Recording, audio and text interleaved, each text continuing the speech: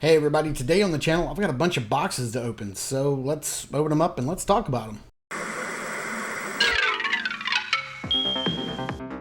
If Saturday morning cartoons fueled your imagination as a kid and powers your action figure collecting now as an adult, then you're in the right place. Thanks for stopping by and welcome to Saturday Morning Toy Collector. And if you like my content, please consider subscribing.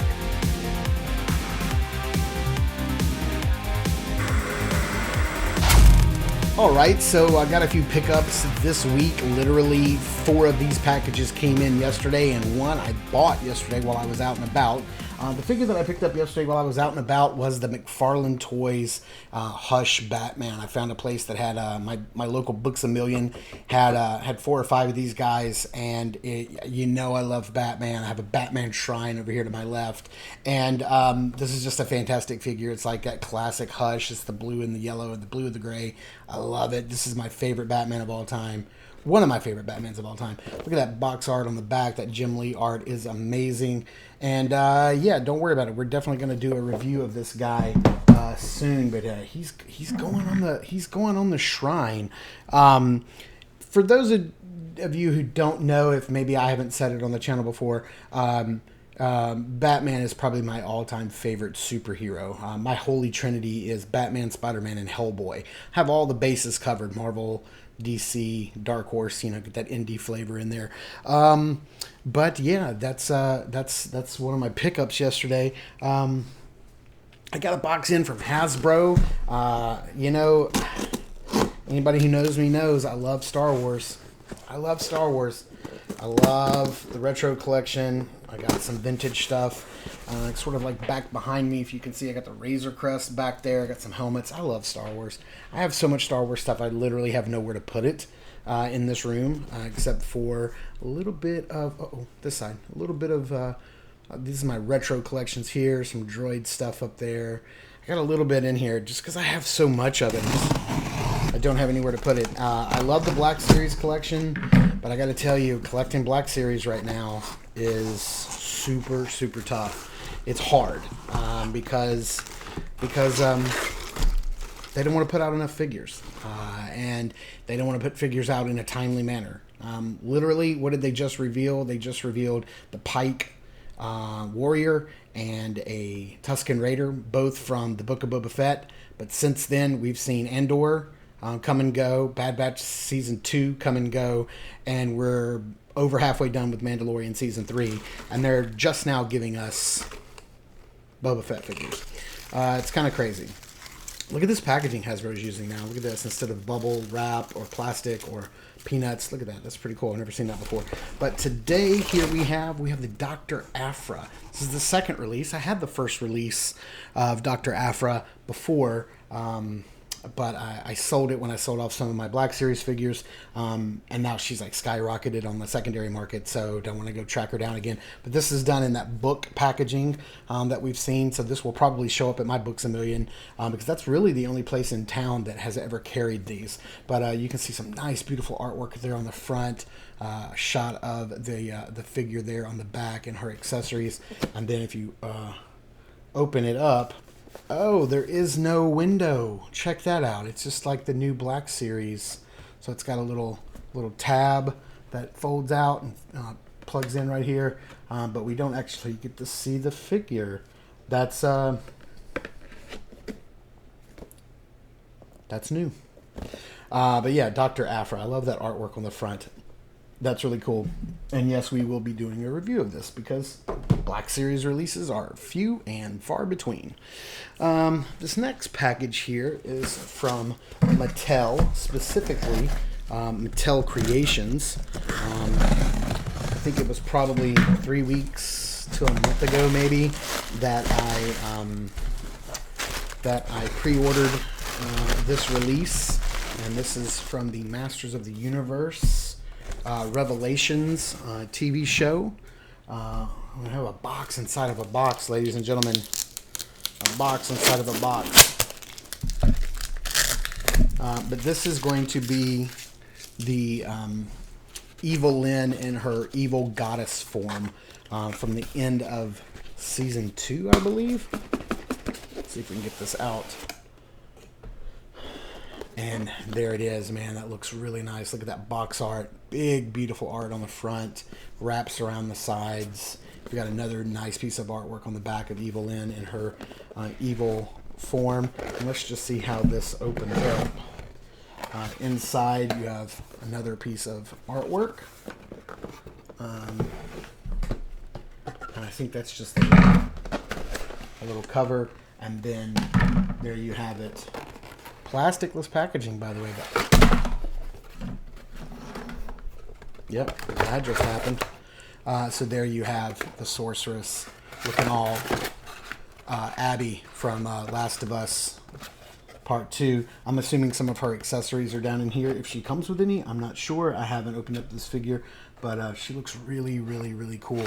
And yes, we will be doing a review of this figure. Oh, look at there. Some nice artwork on the inside of the card. I'll definitely have to keep that for some backdrops for some of my my He-Man figures for some of the photos. Do you guys like it when I do those photos at the end?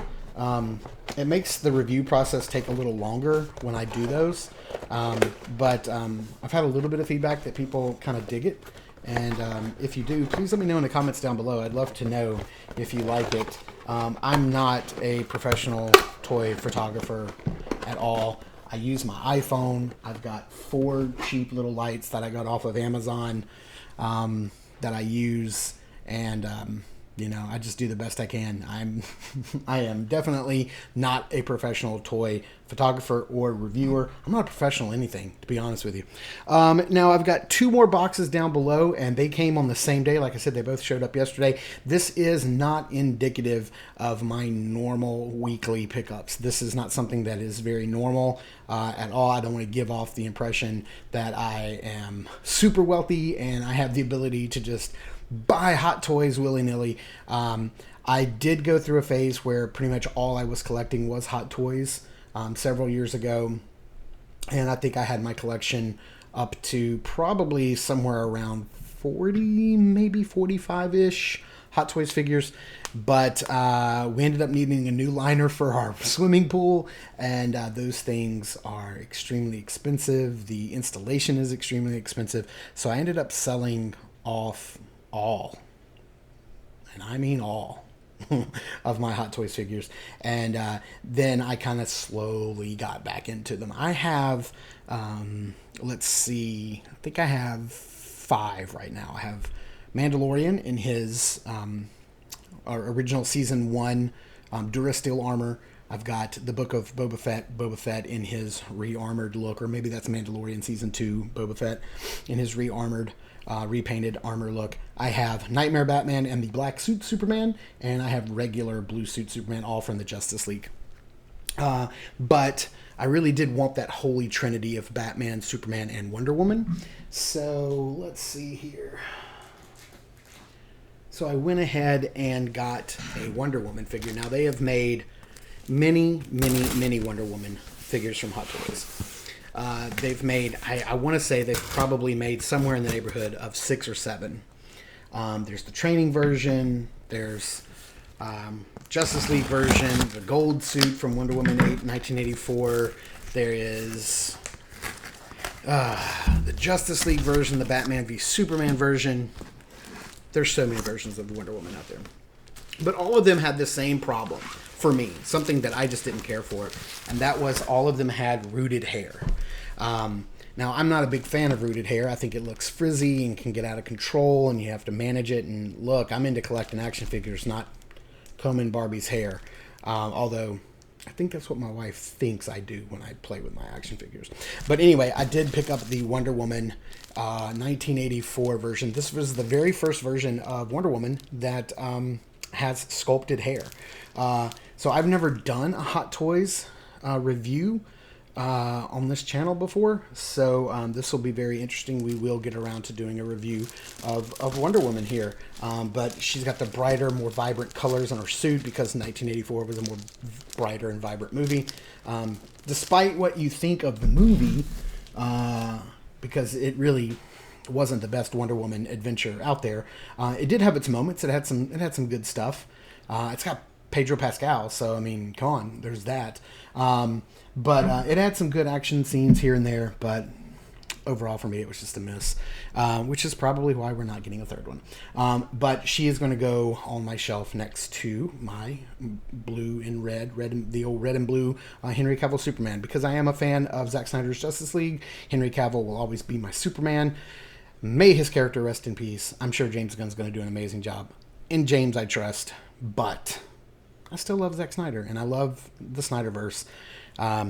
But yeah, now the other Hot Toys that I have is I want to try to keep.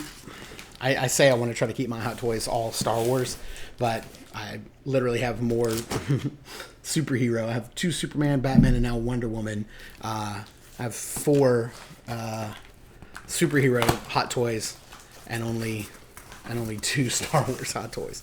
That's also going to change because in the future I have the Obi-Wan and Darth Vader from the Obi-Wan series. I forgot to mention Obi-Wan earlier when I was talking about all the Star Wars series that we already have and have seen since Book of Boba Fett.